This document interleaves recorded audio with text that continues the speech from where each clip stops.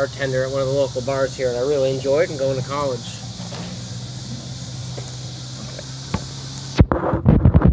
And of course, my name is Jeffrey Jansen. A lot of y'all know me. The whole point of me is I'm nobody important, I'm nobody special, but I think these guys around here need their stories told. And we're not going to ask about DD-214s, we're not going to ask about ANT. We are going to joke around about different things that we did in the military, all the kind of funny things. You know, kind of like sneaking in the Coliseum over in Rome, so we could sneak into the Coliseum. I'm sure we all got different stories and everything else. So look, what did you all do when you were in? And like I said, how many guys were with you when you first got in? Did you go in right out of high school? Yes, I went in right out of high school. What high school did you go to? Quincy, Notre Dame. I'm sorry. I'm kidding. I'm the only one on my family that went to senior high. Yeah, sorry about that. I know, right? Yeah. Left out of Quincy here. Supposed to take the bus down to St. Louis, but wound up having to go all the way to Springfield, take a train down to St. Louis because the recruiter was late getting into Quincy. Then went to Marine Corps Recruit Depot in San Diego. Completed my training there. Then I went up to infantry training school at Camp Pendleton and went overseas to 2nd Battalion, 4th Marines over on Okinawa. Did my time over there. Went to Korea, Philippines, Thailand, Tinian. When you first went in, what was the very first thing you did when you first got in? Do you still remember your boot camp days and where you went to boot camp? I went to MCRD in San Diego. How was that? Did you get yelled at? Yeah, got yelled at. I got to see the gold footprints where JFK stood. JFK stood on the footprints? Yeah, he stood. JFK was a Marine? No, he visited MCRD San Diego, and there's a set of footprints. They painted gold for where he stood at, in where they have the platoons form up.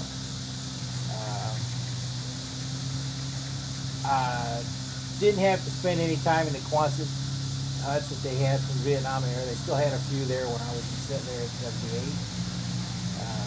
The obstacle course wasn't as extensive as it is now. Did they have the regular barracks then when you were there? Yeah. Overlooking the airport and everything else? Yeah. Oh yeah. Airport, lights from the airport was on all night long. You hear jets coming in and out. So what, you think anything was different from boot camp then today than it is today? Just boot camp? Oh yeah. Do you think it's different, or do you think it's still the same? You get in, you get yelled at, you go to the fleet. Well, they get yelled at, but they don't get yelled at the way they used to.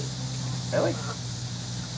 Well, I mean before, even up through my time, they could still get in your face and get right up close to you. They weren't supposed to touch you, but there were times where you got touched. Did anybody die when they went through boot camp with you? No. In other words, boot camp is more of a stress. It's supposed to create stress to get you ready for combat.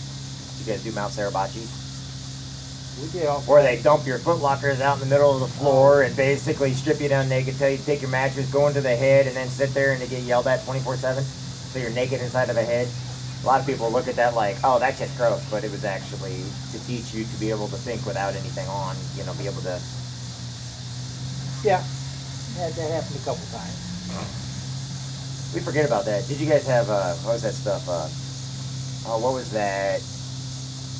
Aftershave. We cleaned with and we put on. Bulldog. Did you guys have Bulldog back then? No. Did you guys have Listerine back then where they dump it everywhere? Yeah, they had Listerine, and then... Anybody try to get drunk off in the middle of the night?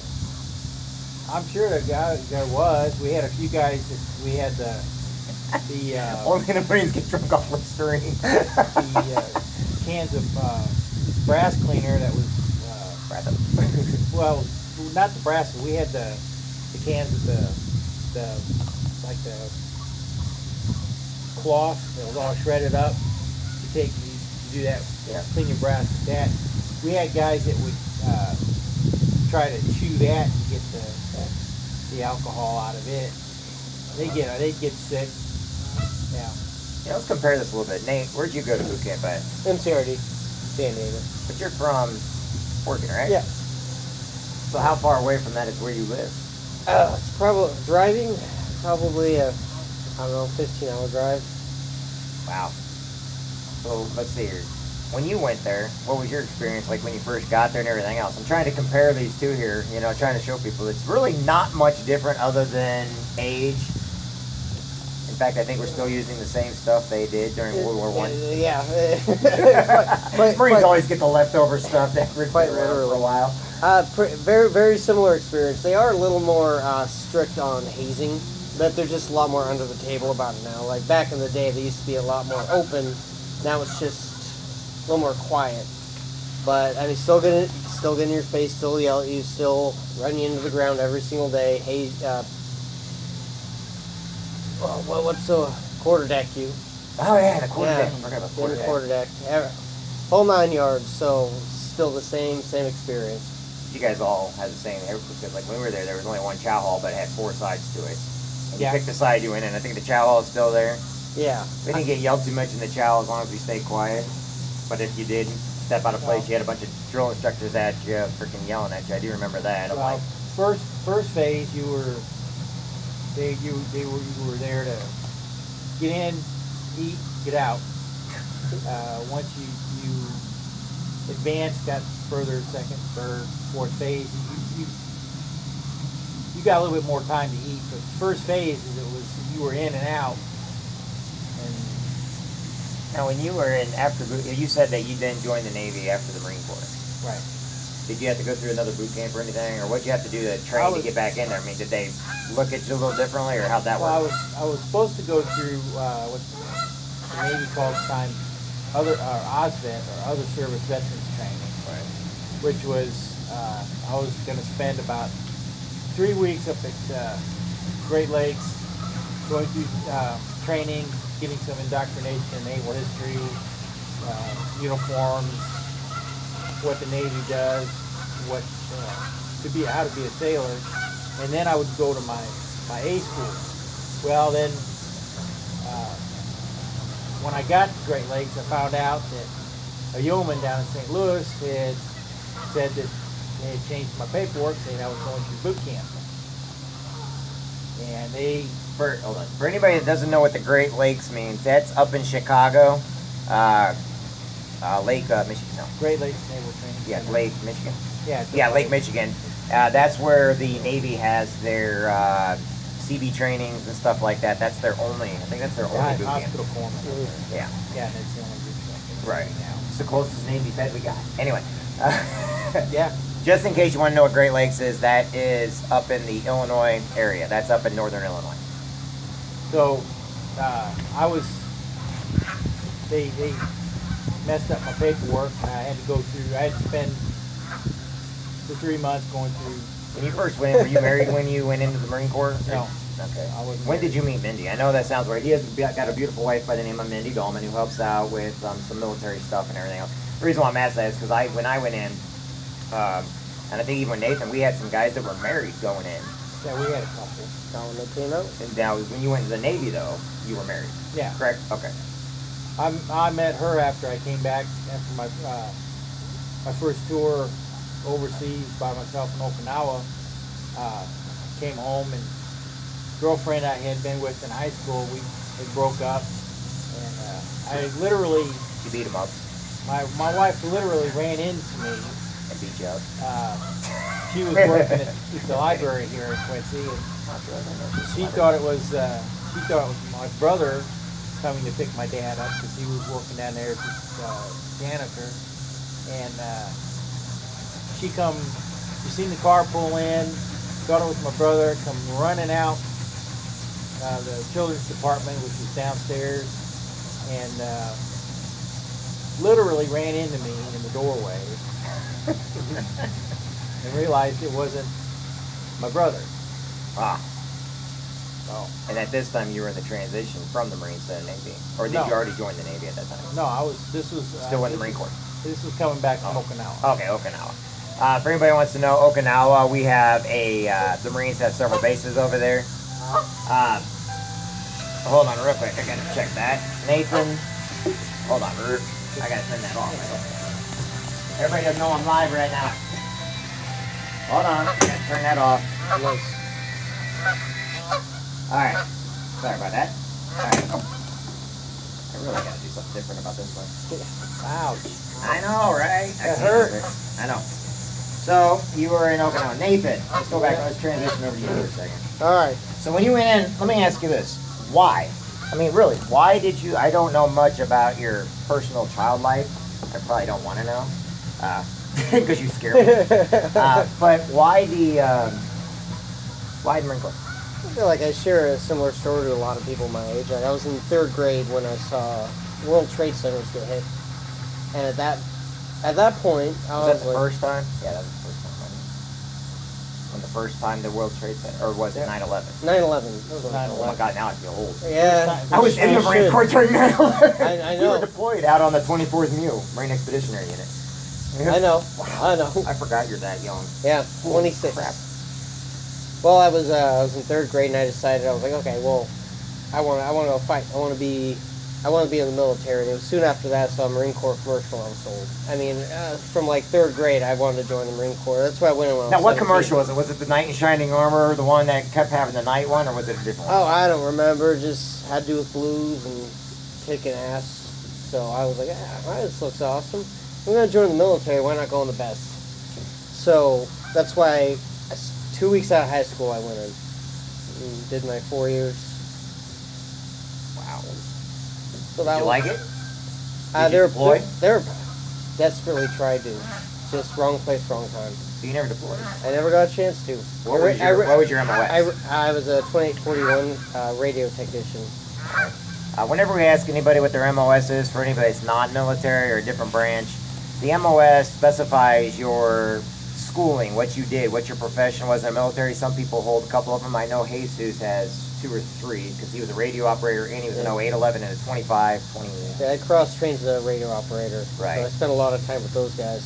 Would you guys believe when I was in with Panama, when I was stationed down in Panama, one of the guys, and I didn't even realize this, they literally, one of the guys that was in with me, he went in like 2 years before me, right? They just got rid of Morse code. They literally just put a cease to ever teaching it again. I was like, they were still teaching it all the way up till 1999, 2000, when I was down in Panama. And one of the guys like, oh man, I just went through this entire school with Morse code and how to do all this Morse code stuff because he was radio, but they had to learn it. Yeah. He goes, and now they actually discontinued that entire MOS. Why did they discontinue it? I don't know. Oh, yeah, I think you never know. Well, if the Marine Corps, you know, if you get, like our new commandant said, we're too extended out in too many different areas. It's probably just to focus on the main areas. Otherwise, we overextend ourselves, having a little grievance, you know, little that we do. I ended up I got out of boot camp and MCT, which is Marine Combat Training. And then I went to my job school in 29 Palms, ended up there for a year, which is in the middle of the Mojave Desert. 120 degrees. 29 stumps. And then I ended up in North Carolina. I raised my hand for every deployment, just wrong place, wrong time. Just never got a chance to go. Nobody taught him, don't raise your freaking hand. Then you'll go everywhere. Yeah. You literally just don't raise your hand. So you lived out at 29 Palms then? Yeah. For about a year. Well, I did know that one of the best chow halls in the Marine Corps is 29 Palms. It's amazing. I actually like 29 Palms better than North Carolina. Man, I had LA a couple hours away. North Carolina, it was hot. It was like muggy hot. I wasn't used to the humidity because Oregon is a dry heat. Right. So, I wasn't used to that. And it's just the area of where Camp Lejeune is at, it's just, I didn't like it. Like the water smelled bad, it was discolored. So where did you do a lot of your trainings at then? Was it just over in Pendleton and Lejeune, or did you go up into Alaska or Norway, or did you do anything, I mean, besides the desert, of course? A lot of field ops in Kentucky and North Carolina. Right. Fort Knox. Now, look, when you were in and everything else, are you glad you went? I know some guys when they went, you said you didn't get deployed too much, but and I know that a lot of guys, not you, but I know a lot of guys when they get out, no matter what they do when they're in, they struggle, and they struggle dealing with civilian life. They struggled with people kind of telling them what to do. They struggle with alcohol addiction, drug addiction. They struggle with post-traumatic, not from being in combat, just for the fact that we got used to a certain lifestyle. Now I think I love the military except for the hurry up and waits and the people in your face all the time. Hurry up and wait. No, seriously, everybody thinks we joke around about that. But I think no matter what year you served in, we all know that when the commander sends something down for a formation at 1000, we're lining up at 0700 because as it goes downhill, they want to make sure we're all there on time. 15 minutes early. And, I mean, there was a lot of games, but I think it kind of taught us who we were and what we did while we were in. Would you guys not agree with that? Yeah, a lot of patience. Yeah. A lot of patience. Now, you never got married or anything when you were in? No. And was your mom worried to death about you when you were in and stuff? Oh, yeah. Oh, yeah. Oh, absolutely. Mom, I'm 2 doors down.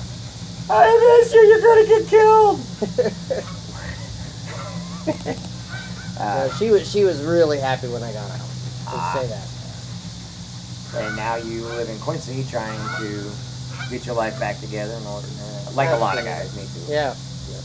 I met Nathan over at a trucking company. He went over there and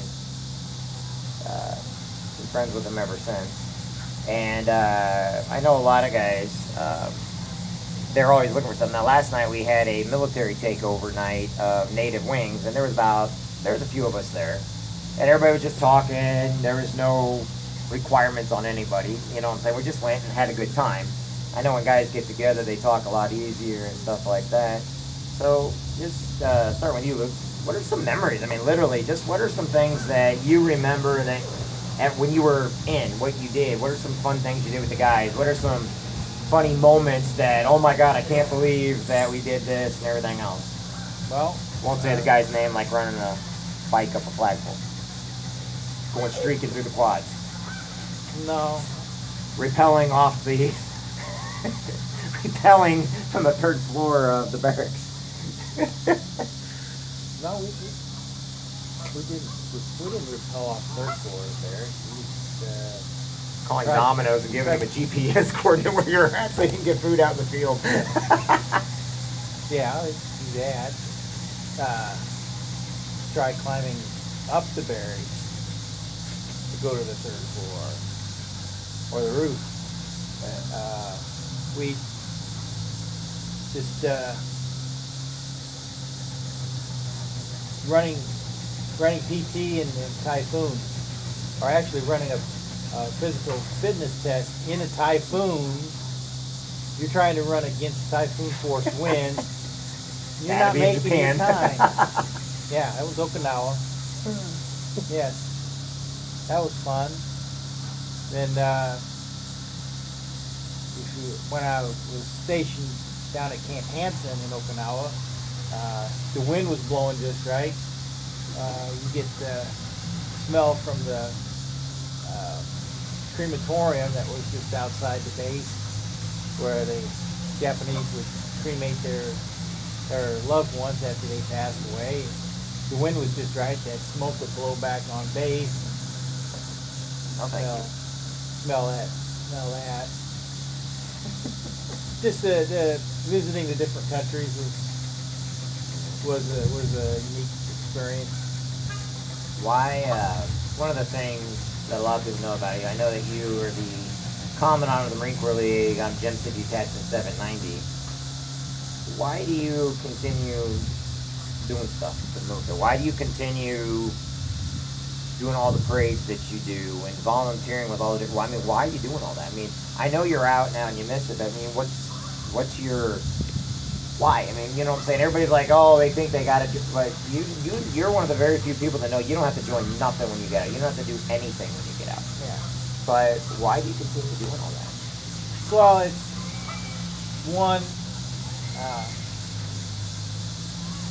When you first get out, you don't want to be a lot of guys think, I don't want to be around any military. I don't want to be around anyone like that. I want to forget about all that shit.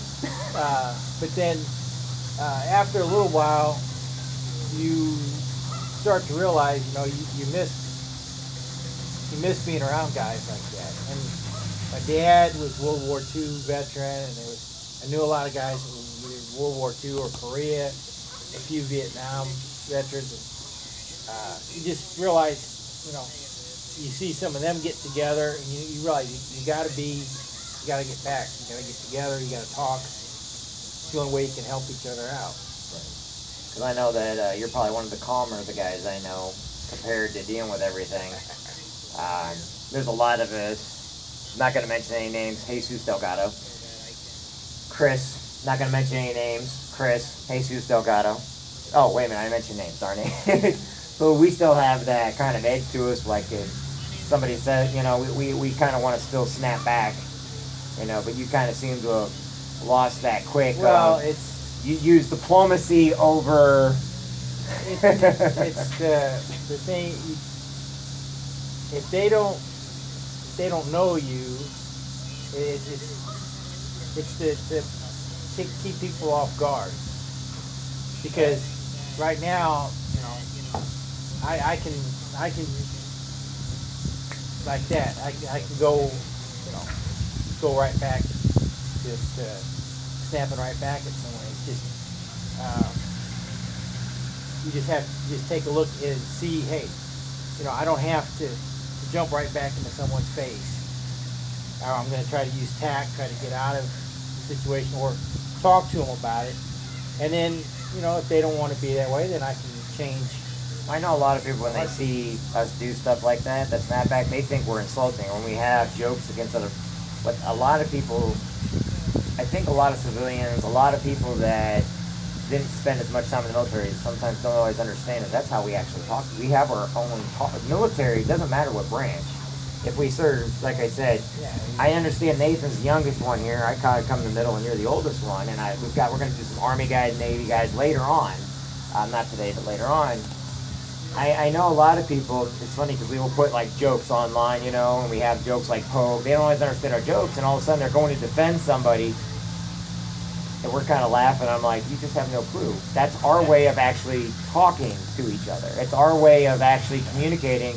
And if we don't talk that way to each other, then we question, what did you actually do when you're in? What, you know, especially with Vietnam vets and everything else, these guys they were in hell. And not all of them we understand. I think another thing is a lot of people don't understand is there's a lot of support structures for everybody that actually deploys and stuff. And that's not a bad thing. But people, they still want to do the jokes, but they're afraid if they do the jokes, they haven't earned them when actually they have. The jokes are about a community, a tight-knit community of men and women in the military, to where there is no sexism, there is no insulting. It's all just banter back and forth to show, you know, I was in, you were in, these are the jokes, we all have stories. Camaraderie. Right. And we all work together, man. Nathan, we're going to move on to you real quick here. Sure. I know I'm kind of, like I said, today's pilot for all this, but you're coming of age right now, I guess you could say, is I noticed with your age and everything else, and sometimes I forget how young you are coming out. That's not a bad thing. I mean, I know you've always been awesome with me. You always came out, and you've always come and helped when we've asked you. You've always done different things. And I know you're not at the level for the time that like somebody like Luke has been out, or myself. But what do you feel now when you first got out of the Marine Corps? You know, all past stuff set aside, when you first got out and everything else, you know, what were your feelings? Like he said, you know, I don't want to get around any of these guys. I can't stand anybody. What about you? I mean, how did you feel when you got out? Because you probably have a little bit better memory than we do of when you got out. Because I remember when I got out, I didn't want to be around anybody. I got sick of Marines. I got sick and tired, and then I realized there were none around anymore. Yeah. But how are you getting around? Because you came all the way from Oregon to the middle of the United States, to the Midwest, into Quincy, Illinois. I mean, what's your initial reaction? Because you still have that first knee-jerk reaction on, you know, what is it? What's in your mind? What's going through your head? It was similar for me, but I was really, really tight with some of the guys I was with. So I honestly missed them when I got out, but I didn't miss the the Marine Corps itself. I was like, anything Marine Corps associated, I'm like, push away. I'm like, I'm done. We'll I'm say done the with you. foo-foo games instead of the fucking games. I'm like, we're done here. But as I go on, like, those feelings have subsided, and I'm a little more like, okay, it's all right. Like, it is what it is. I enjoyed my Are you time. missing the guys more and more now? Because you got so used to being. It's like, Oh yeah, it's like you're bored. You can walk one door over, and you have a friend that you just hang out with. You always had someone you could do something with. Yeah. So it's definitely different getting out. Because you don't have that at all. I always like to give examples so it gets into you guys' heads so you guys can throw it back at me. My example best would be we're at home all the way through high school with our siblings. I've got an older sister. I love her to death. She's probably one of the greatest people I know. But man, did I want to get away from her. I couldn't stand her or anything else. I wanted to strangle her half the time. I know as her little brother, she wanted to strangle me almost all the time. And I know once I got in and everything else, I was like, hey, yeah, I'm away from my family. I'm doing pretty good. And all of a sudden I'm like, hey, wait a minute. Where's my big sis? Oh my God, where's my mom? Where's my dad? Where are my friends I was with all the time that I couldn't, I got sick of the groups and the cliques and stuff in high school. But then when I got in the Marine Corps, I was like, I started missing them. Then I realized when I got out of the Marine Corps, I started feeling the same way and it's like everybody in my platoon or my company, I was the 2nd Battalion, 8th Marines. I was in Echo, but then I switched over to Golf after my last year as in. I actually started missing all the guys and everything, including all the first sergeants and everything else, because it was kind of like they always had our back. It's like all of a sudden you realize they weren't, we may have not been the nicest to each other, but I could always count on it. We may have not been the nicest to each other, but when we went out somewhere, we did it with each other. And all of a sudden, I started missing that camaraderie. Yeah. Let's say you. We'll start with Nathan. Yeah, what's your question? Just when I told you that, what went through your mind? Like, all of a sudden, I compared it to a sibling. We got out, and all of a sudden, and I do notice that growing up, whether everybody's military or not, a lot of times when they get away from their siblings, going to college and everything else, when they come back, their bonds with their siblings are a lot tighter. Oh, absolutely, yeah. Because they, like, man, but when you're around people and you smell them 24 hours a day, well, I'll have to go into ship life a little bit later, but I mean, when you're eyeball to elbow and the guy stinks getting you in trouble and you have somebody to blame, you always blame that guy next to you, not realizing we're all getting each other in trouble, but want to blame, oh my God, why can't you go faster? Why can't you shoot right? Why didn't you field day right? By the way, field day is every Thursday. I hate field day. I hate field days. Yeah. You clean every field day.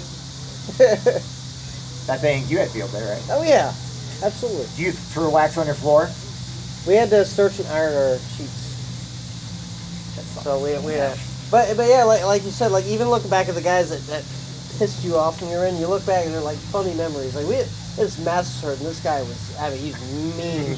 Just sitting in a radio tower with him, we turned around, he's eating an orange rind and everything. He's staring out the window. Master sergeant, you okay? You're supposed to peel the orange. The nutrients are in the peel. It just keeps me like, all right, keep going, man. Like stuff like that. He was a mean guy. But like looking back, I'm like, that was hilarious, And I did definitely when I grown up, I didn't get along with my family super well. I was definitely made a lot of discourse happen between my siblings and my parents. So when I got out, the bond was strengthened. Whenever I came home, just being away, we were able to rebuild those relationships, and now we're all very, very close. I don't want to say because I was gone, but partially because I was gone. You remind me when you said that Master Sergeant. You guys remember what the movie Friday was? And Next Friday and Friday After Next? Yeah. You remember Debo on the Friday, the very first one? Really big guy, shaved head, went around beating everybody up, just huge.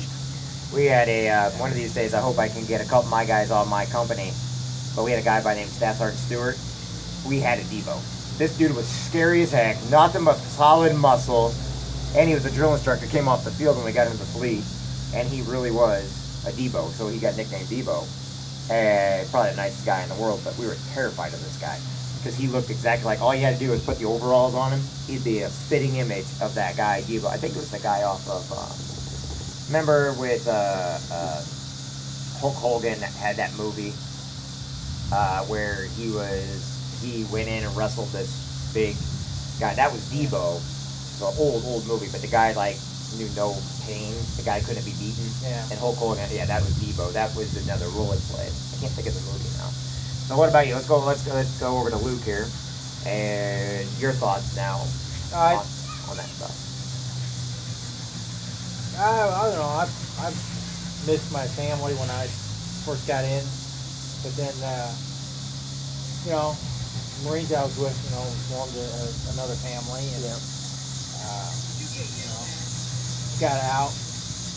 You know, I missed them, but my brother and I we're still really tight because my brother was in the Army. He flew OH-58 in Desert Storm.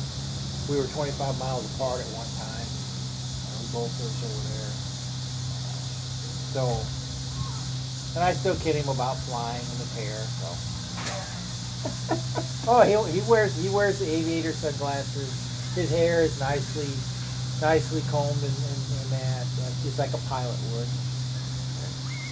Let me close with the last two questions, and I think they're kind of important. And I think it goes towards pros and cons.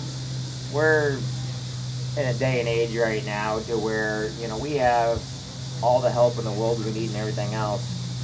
I mean, if you could look back on your former self, and if you ever went through depression or something, or even the positive stuff, first off, is there anything that you would have changed differently on your approach? Second, what would you tell some of these guys that are getting out, they're out or going in, you know, to try to convince them that what they're doing is important? That, you know, I don't know how exactly to word this question because I didn't think too much of it except till right now, you know, because we know right now we have the PTSD. And we know that we've had a group of people have committed suicide. Glenn Myers is one of them. And, you know, we can't glorify suicide, and we cannot sit there and give awards for people committing suicide because we all know it's a cowardly act. But we also know that guys are going through a lot. Go with whatever pops in your head on answering whatever kind of question I just threw out there at you. And we'll start with Lou. Give me a couple goods and a couple cons, and then give me maybe some ideas on a solution, and then Nathan will go over to you with it. And I know that's not really a question, but maybe you can understand what I'm trying to say here. Because there's a lot of military out there, it doesn't matter what branch, they are going through issues. They are taking all those medications. They are looking at all the negative stuff on TV nowadays. They are not getting out and about. I mean, give me some pros, give me some cons, give me some solutions. So, get out, you gotta. You think as a Marine we should swim across the lake to help him? I don't know. I think he's okay. He just slipped, I think. Well, I think the other little kid in the shirt, the one without the shirt, he did something to him. Oh, there comes No, Mom. there's coming. Okay. And back to where we're doing. Sorry about that. We heard a kid crying, and all of us were like, "Are you okay?" But the mom's coming. I don't see no blood or any broken. I don't know what he did. He just slipped. Well, you got to keep a positive attitude when you get out. You got to think, you know, hey, I'm going to go home, get a job. You know, unless you got married while you were in the service, you need to go home. You know, find a place for your family. And think positive. You got to keep that positive attitude going. Because you got people that depend on you, and you depend on yourself too. You get depressed. Some people can get out of it, other people can't. And then I don't know really. I can't really think of anything. I mean, if you get into depression, it's hard to get out. Give me some positives then, of your experiences, and give me some positives, that things that you've done that just made your life like, wow, I'm really glad I did this. It's freaking awesome. Besides meeting me, which we all know you both that was your highlight of your entire life, right? We all know we can never get away from Jeff and everything I do, but I mean, probably coming back home, starting family up back here, just trying to live life, you know.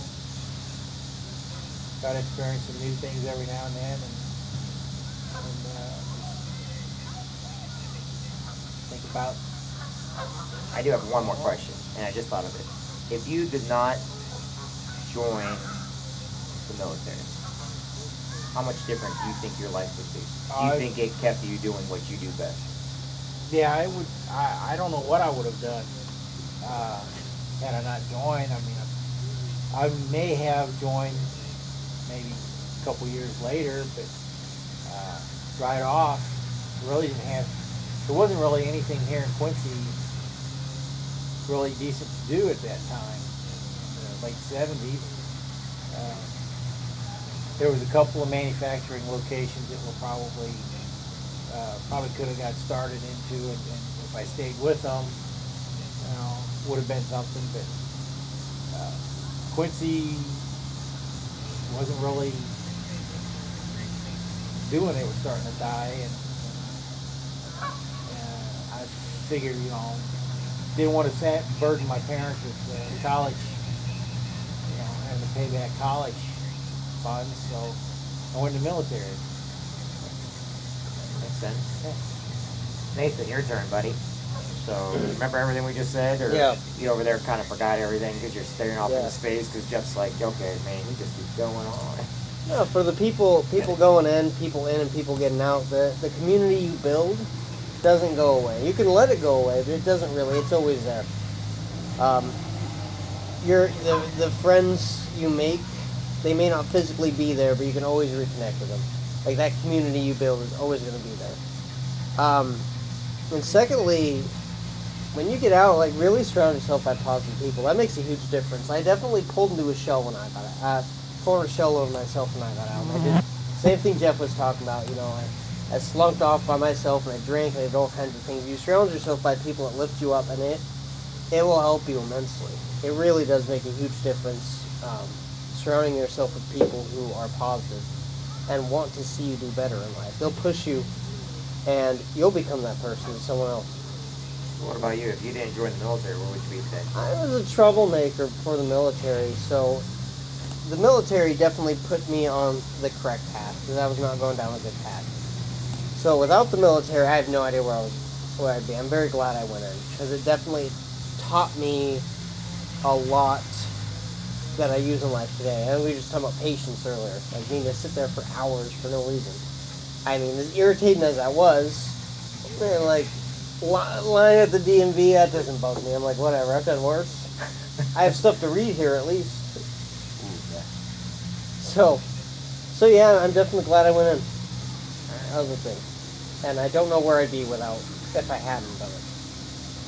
Well, gentlemen, I appreciate you guys' time and everything else, and I know that you guys got places to be, and we're going to do this now. If I do these a couple more times, you guys are more than welcome when we come out, and I'll tell you guys when we're going to do them again. I'm going to have a couple Army, and we're going to keep doing this and talk to different guys. But the more people we get, it's kind of like a round table. We just talk about whatever, because I think that's kind of the thing it is, and if people want to watch, they can. If they don't, who cares? Yeah. Because I think that there's a lot of people out there just want to know there's other people just like them. There's, So, but anyway, I appreciate you guys coming out today, and I hope you guys have a good time. You need to get back to doing whatever you got to do. Yeah. Nathan, you got to go back to your bed and sleep, and I will turn off all these other ones, and I appreciate you guys. Thanks, Jeff. Thanks, Luke. Thanks, If it Jeff. still is recording. Arr. Oh, it says reconnecting, so. Oh, boy. See you later. This one might be the only one that got everything. Bye, guys. Oh, that one quit recording, too. I had the one in the middle going, though. We're good. I love these guys.